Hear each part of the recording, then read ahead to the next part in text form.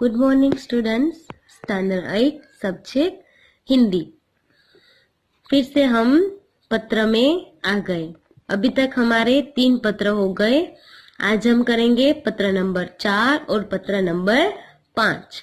तो 4 नंबर का पत्र है अनुमति पत्र, यानी कि परमिशन लेता हुआ पत्र। अगर आपको कोई बात, किसी को परमिशन लेनी हो किसी बात की, पापा से, टीचर से, किसी से भी, तो आप किस प्रकार से पत्र लिखोगे?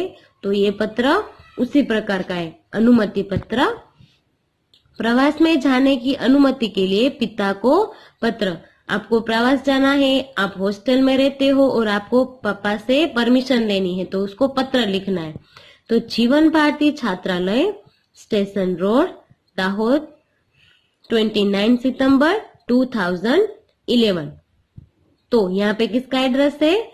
जो लिख रहा है उसका एड्रेस है, जो पापा से लिख रहा है, यानी कि बेटे का यहाँ पे एड्रेस है, छात्रालय यानी कि हॉस्टल का एड्रेस है। पूज्य पिताजी, सादर प्रणाम।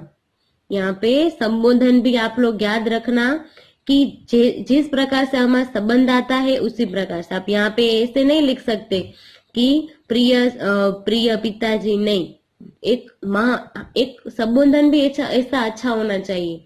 तो यहाँ पे पूजनीय है हमारे पिताजी, तो पूज्य पिताजी, सादर प्रणाम। आपका पत्र मिला, सबकी कुशलता जानकर बड़ी खुशी हुई। आप मेरी जरा भी चिंता न कर। आपको सूचित करते हुए मुझे खुशी हो रही है कि हमारी कक्षा के सब विद्यार्थी अगले महीने की 17 तारीख को अजंता इलोरा की गुफाएं देखने जाने वाले हैं। मैं भी उस प्रवास में सम्मिलित होना चाहता हूँ। स्कूल बस की व्यवस्था की गई है। यह प्रवास 3 दिन का रहेगा और कितने रुपए का खर्च आएगा? 800 रुपए का खर्च आएगा। इस प्रवास में बहुत से दर्शनीय स्थल देखने को मिलेंगे। मेरे सभी साथी मनीष, साहिल, श्रेया, जाकिर, वहीदा, गुरमीत और डेविड भी इस प्रवास में जाने वाले हैं। मैं भी इस प्रवास में शामिल होना चाहता हूँ। आप पत्र द्वारा इस प्रवास के लिए मुझे अनुमति देने और 800 रुपये मनी ऑर्डर से भेजने की कृपा करें। पूजनीय माताजी को सादर प्रणाम और सोनल को प्यार। अब हमने देखा फर्स्ट पैराग्राफ में उसने सिर्फ घर के सभी को उसने प्रणाम किए, बाद में पूछा हाल चाल कि कैसे है सब। बाद में सेकेंड पैराग्राफ है वो मेन सब्जेक्ट का है कि कहाँ पे जाने वाले हो, किस में से कहाँ से, यानी कि हम परमिशन लेते हैं तो सब कुछ हमें कहना पड़ता है ना सामने वाले को। आप लोग डायरेक्टली मम्मी पापा से परमिशन लेते हो तो भी सब कुछ बोलते हैं कि मेरे यहाँ पे जाने वाले हैं, इसमें जाने वाले हैं, मेरे साथ ये है। उसी प्रकार से सेम लेटर में होता है, लेकिन उस लेटर में थियरी से लिखना होता है। तो ये थे हमारा अनुमति पत्र। और लास्ट में है आपका आज्ञाकारी पुत्र रमेश।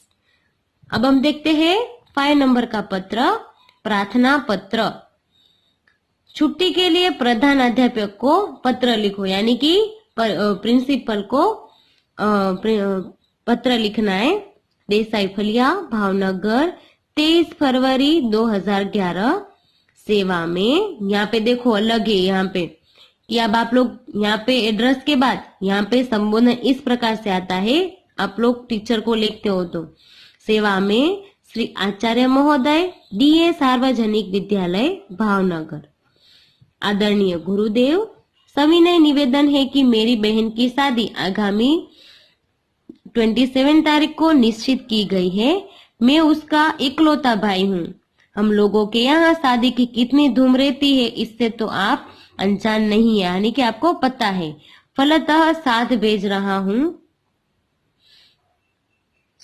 फलतः मैं तारीख 24 से 28 यानी कि 5 दिन तक विद्यालय में उपस्थित नहीं हो सकूंगा। पिताजी का पत्र इस प्रार्थना पत्र के साथ भेज रहा हूँ। आशा है आप मुझे यह अवकाश यानी छुट्टी प्रदान करने की कृपा करेंगे। इसके लिए मैं सदैव आपका कृतज्ञ रहूंगा, यानी कि आभारी रहूंगा। आपका आज्ञाकारी छात्र मनोज पटेल, क्रमांक 25, वर्ग 8 ये वाला लिखना बहुत जरूरी है कि लास्ट में आप लोगों का नाम, आपका वर्क और आपका रोल नंबर लिखना जरूरी है, ताकि उसको अटेंडेंस लेनी हो तो उसमें एब्सेंट करने के लिए वो बार बार पूछ रही नहीं। इसीलिए हमें लेटर में कभी कभी भी हम टीचर को लिखते हैं, शिक्षक को, तो इस प्रकार से लास्ट में लिखा जाता है। तो आज हमने किया अनुमति पत्र और प्रार्थना पत्र, और अब नेक्स्ट वीडियो में हम 6 और 7 नंबर के 2 लेटर करेंगे। तब तक आप लोग ये लेटर घर पे पहले रीड करोगे, समझोगे। ओके, सभी लेटर सेम ही होते हैं, लेकिन उसमें संबोधन और लास्ट में जो हम लिखते हैं वो थोड़ा थोड़ा अलग होता है, बाकी सब में सेम ही होता है। तो अब आप लोगों को ये दोनों लेटर लिखने हैं, और बाद में कोई कुछ भी समझ में ना आए तो आप मुझे पूछ सकते हो।